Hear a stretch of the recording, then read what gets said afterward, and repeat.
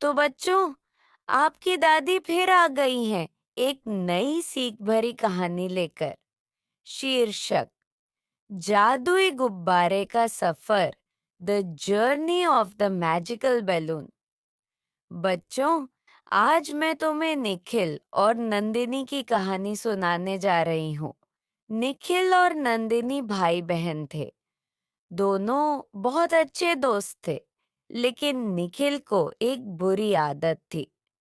वह हमेशा दूसरों की बात काटता और अपनी ही राय को सही मानता। एक दिन दोनों ने अपने दोस्तों के साथ पिकनिक पर जाने की योजना बनाई। नंदिनी ने कहा, चलो पहाड़ों पर चलते हैं, वहां का नजारा बहुत सुंदर होगा। निखिल ने तुरंत कहा, पहाड़ों पर क्या रखा है, मुझे झील के पास जाना है, मेरी राय हमेशा सही होती है। दोस्तों ने झगड़ा न करने का फैसला किया और उन्हें एक साथ भेज दिया। तुम दोनों जादुई गुब्बारे से यात्रा करो और फैसला करो कि कहाँ जाना है, उन्होंने कहा। निखिल और नंदिनी ने एक बड़ा चमचमाता जादुई गुब्बारा देखा जो बोल भी सकता था। गुब्बारा बोला, तुम्हें अपनी मंजिल तय करनी होगी, लेकिन याद रखना, अगर तुमने झगड़ा किया तो मैं गिर जाऊंगा। दोनों गुब्बारे में बैठ गए।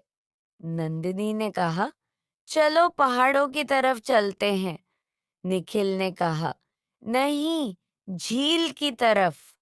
गुब्बारा धीरे धीरे डगमगाने लगा।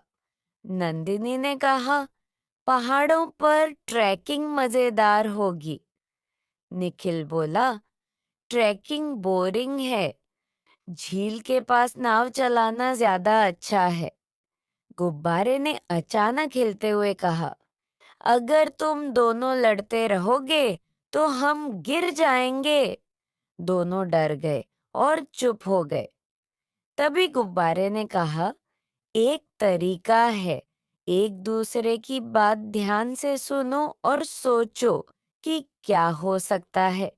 नंदिनी ने कहा, ठीक है, पहले मैं सुनती हूँ। निखिल, तुम्हें झील क्यों पसंद है? निखिल ने मुस्कुराकर कहा, मुझे पानी में खेलना पसंद है, वहां मछलियां देखना मजेदार होगा। फिर निखिल ने पूछा, और तुम्हें पहाड़ क्यों पसंद है ना नंदिनी?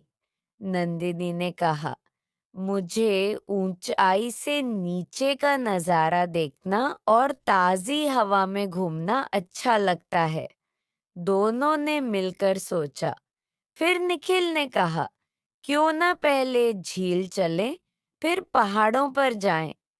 नंदिनी खुश हो गई।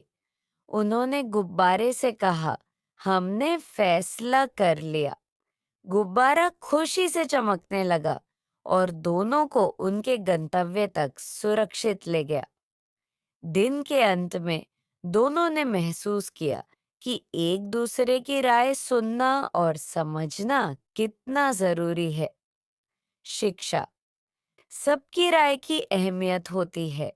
दूसरों की बात ध्यान से सुनने और समझने से बेहतर फैसले लिए जा सकते हैं।